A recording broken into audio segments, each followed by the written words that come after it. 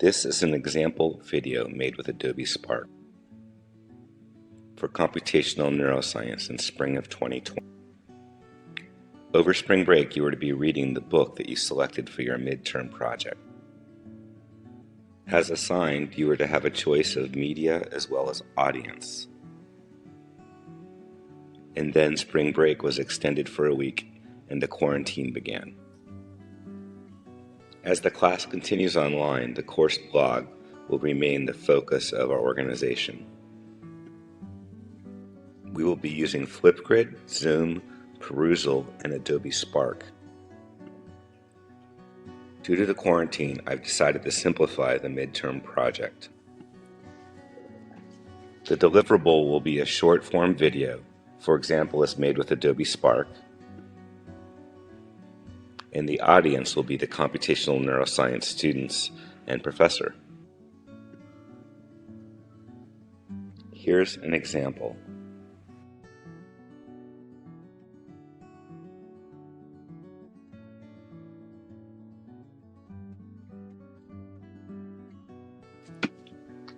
Over spring break, I read Our Psychiatric Future by NIKOLAS ROSE.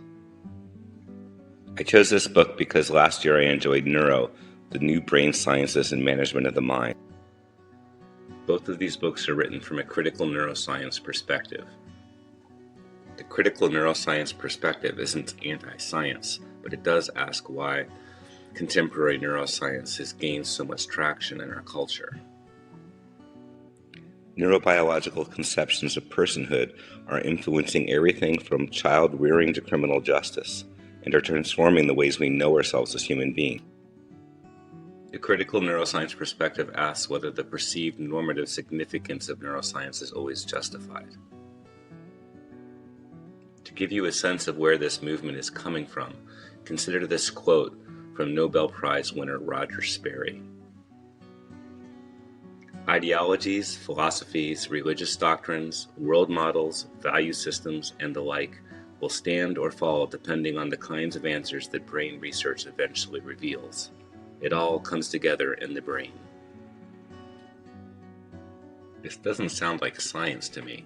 It sounds like biopolitics or some sort of neuro-ideology. NIKOLAS ROSE is professor of sociology in the Department of Global Health and Social Medicine at King's College London. Our Psychiatric Future is a 250-page book with 9 chapters. What is psychiatry? Is there really an epidemic of mental disorder? Is it all the fault of neoliberal capitalism? If mental disorders exist, how shall we know them? Are mental disorders brain disorders? Does psychopharmacology have a future? Who needs global mental health? Experts by experience?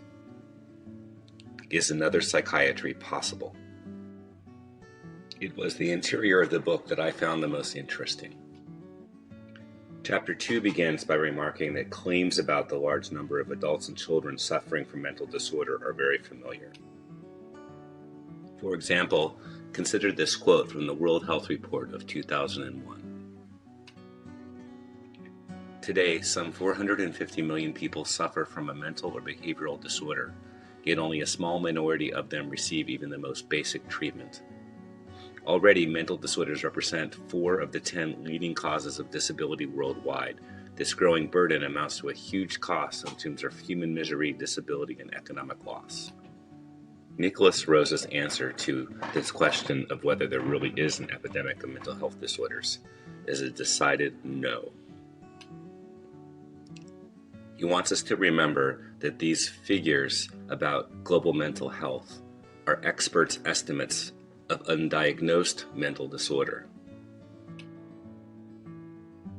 There are undoubtedly very many people experiencing forms of mental distress, but most of these arise from experiences of adversity, and many of these forms of adversity can and should be tackled directly without the need for individualized diagnosis requiring treatment by medically trained specialists. Chapter 3, Is it all the fault of neoliberal capitalism?, is getting at the question of whether elevated mental distress could be a function of how society is currently organized. On the one hand, neoliberalism is simply an economic term. As defined in Wikipedia, neoliberalism is characterized by free market trade, deregulation of financial markets, privatization, individualization, and the shift away from state welfare provision.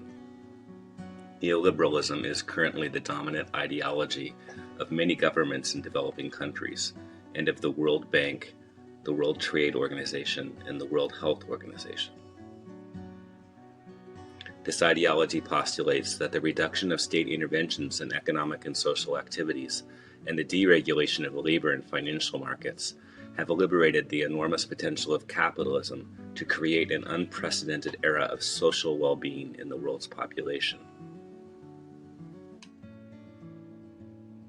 However, detractors of neoliberalism would say that its policies have been responsible for a substantial growth of social inequalities, and that the major beneficiaries of these policies are the dominant classes of both the developed and developing countries.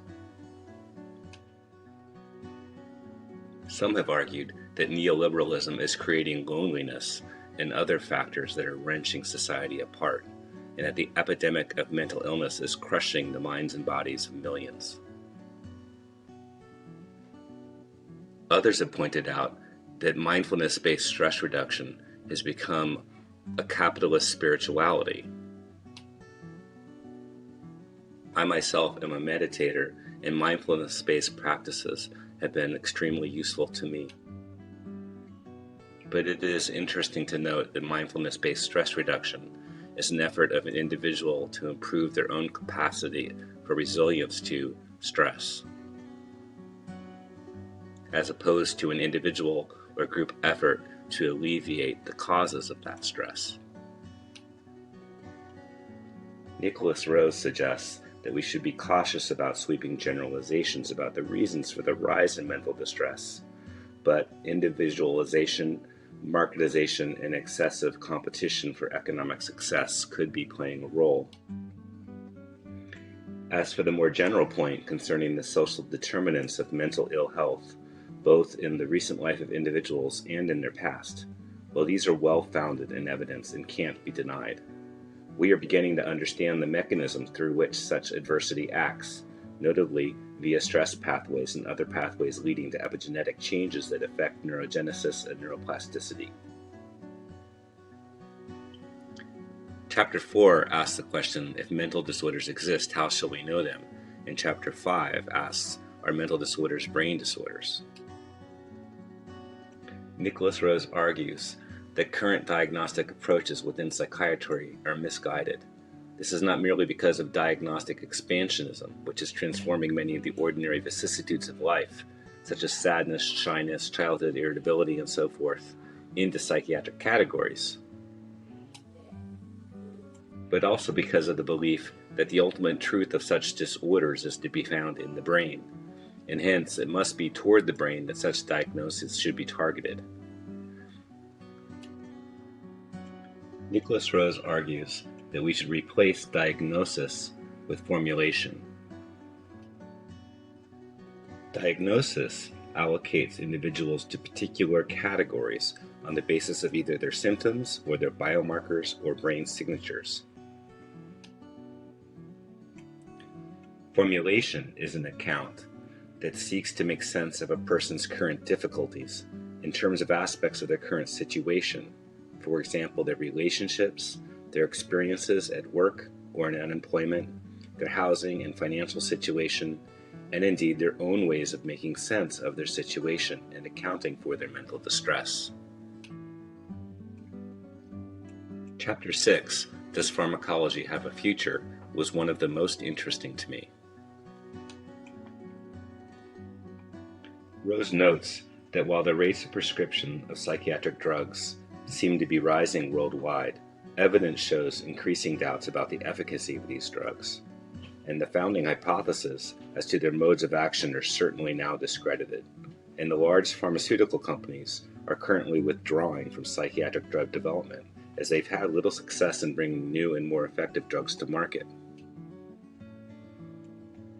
I was surprised by the many key players in pharmaceutical development that seemed to recognize that the psychopharmacological experiment was very costly in terms of research funds and researchers' time, and most crucially, it did not alleviate human misery.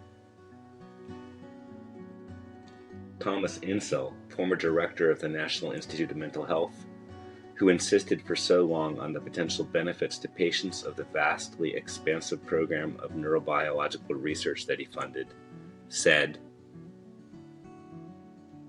"I don't think that we moved the needle in reducing suicide, reducing hospitalizations, improving recovery for the tens of millions of people who have mental illness, and I hold myself accountable for that." But NIKOLAS ROSE asks, who will be accountable for the many millions of individuals throughout the world taking medicines of dubious value for conditions of dubious diagnostic validity, while key figures who determine funding and shape research in psychiatric neuroscience still cling to the dream of molecular explanations and molecular interventions? This question is one I wish to pursue in further reading. This is in part because it's related to my research on metabotropic glutamate receptors. But it's also because I know many people who have been helped by psychotropic medications. And, at least for now, I find it hard to accept NIKOLAS ROSE's insistence that the faith of many doctors and patients in the efficacy of psychiatric drugs is misplaced. To conclude, I highly recommend NIKOLAS ROSE's Our Psychiatric Future. If you ever read it, please let me know what you think.